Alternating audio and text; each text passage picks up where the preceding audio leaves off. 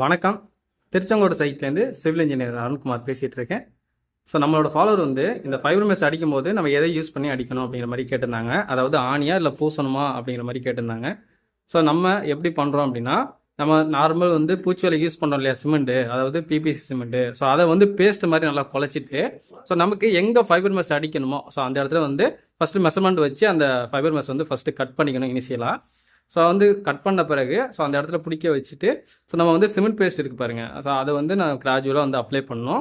So இது இந்த மாதிரி தான் நம்ம வந்து சைட்டில் பண்ணிகிட்ருக்கோம். ஸோ இது பண்ணாலே நல்லா ஸ்ட்ராங்காக பிடிச்சிக்கும், போதுமானதுங்க.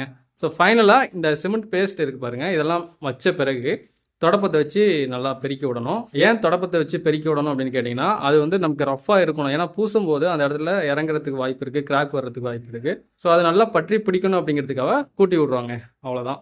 ஸோ நம்ம இந்த மாதிரி தான் இங்கே வந்து சைட்டில் நம்ம யூஸ் பண்ணிகிட்டு இருக்கோம். ஸோ இந்த சைட்டை பொறுத்த வரைக்கும் நம்ம வந்து கன்சல்டேஷன் பேசிஸில் சர்வீஸ் தரோம். ஸோ இந்த மாதிரி சர்வீஸ் உங்களுக்கும் தேவைப்பட்டுச்சுன்னா டிஸ்பிளே நம்பர் இருக்குது, கான்டாக்ட் பண்ணுங்கள். நன்றி, வணக்கம்.